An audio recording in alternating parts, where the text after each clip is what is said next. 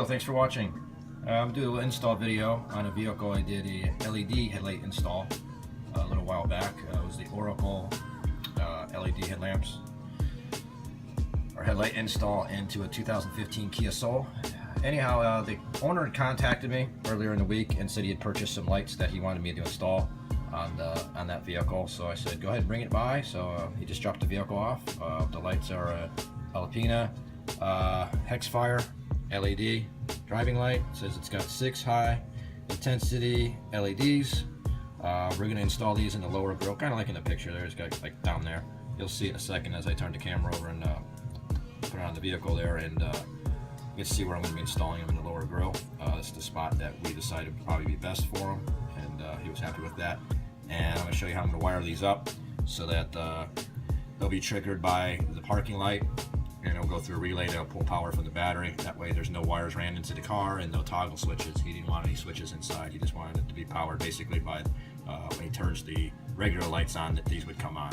So we decided to set that up. So alright, next scene you'll see will be me working on the vehicle and doing the installation. As you can see, I decided to go ahead and remove the front bumper.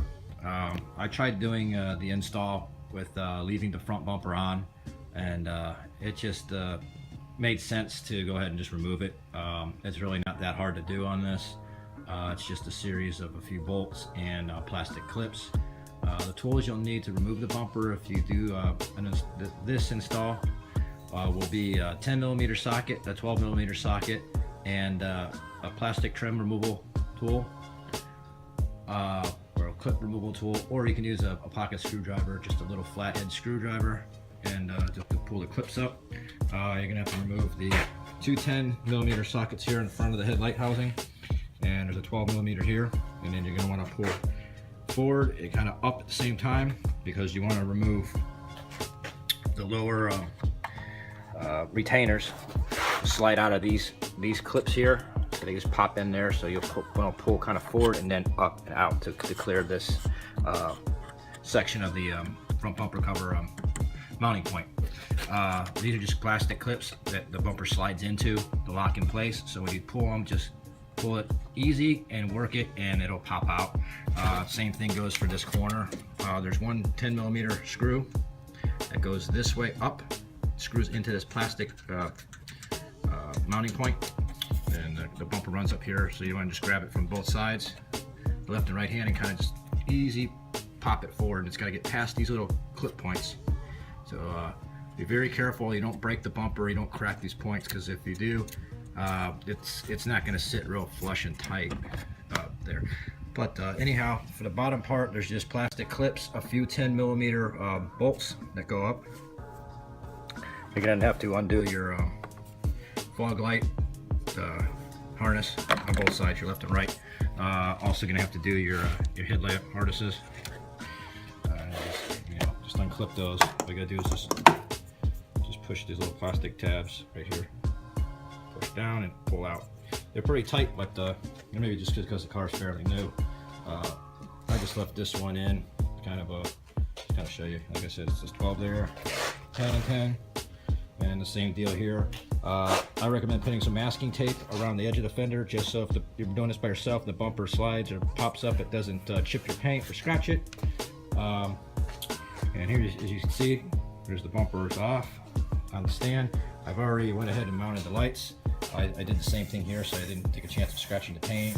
I went ahead and put some masking tape on it. And the way I did it was I got from underneath, let's see, get the camera go under here, and as you can see, I drilled a hole that way,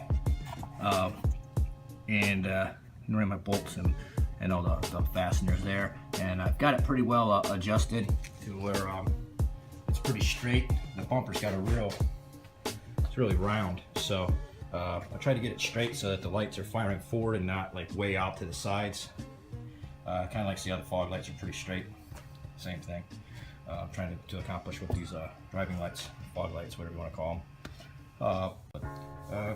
As far as the install, this part is done. Now I just got to make up the relay harness. This is probably a better way of doing it anyways, because then you can run your harness for your fog lights, driving lights, whichever you want to call them, whatever you're installing, you know, along the rebar, and then it'll be nice and tight. You won't have anything flopping around, and it'll look like a factory. You know, look, if you get some loom, then your electrical tape it up, it'll look just like, you know, like this. So it'll be a much cleaner install. Alright, there's a few ways you can run in relays. This is a single post double throw, also known as the Bosch relay. The way I ran this one is I ran 86 terminal to the trigger wire, which was your parking lights. 30 ran to 12 volts, which was your battery. 85s ran to ground, which is just, you know, to a bolt, or actually I tied it into the battery. And then 87 will go, that's your power supply to your fog lights, driving lights, accessory lights, whatever you're running on the vehicle. And then that way you're pulling voltage and you're not running a bunch of wires all through the car. You could also run a switch inside. If you don't want to just turn them on manually on and off, you could do it that way too. That'll just save you from having to run all that voltage in the car to a switch and then back. So you can just run a relay, fused relay to the battery, and then trigger wire, ground, and fog. And that's it. That's all there is to it. It's pretty simple. Alright, as you can see, fog lights, running lights, driving lights, LED lights, whatever you want to call them. They're installed. Use the parking wire. Use it as the trigger wire to kick them on, so they're on and off with that switch. I'll show you right here. Just tapped it in right there. And I got my relay, and just below it down here, it's tied up to the diagnostic ports. It's just so it doesn't bounce around. I got my wires ran. I grounded it to the battery, and I've got my positive ran right into the positive on the battery. There's my fuse, and then it runs back this way. So it looks pretty much like a factory looking. It doesn't look like anything's out of place. So you'll be happy with that. You can see they're fairly bright, so you should be happy to see that. Alright guys, thanks for watching. If you have any questions, leave in the comment section below. As always, if you like this video, please give it a thumbs up. If you want to see more videos like this from my channel, please subscribe.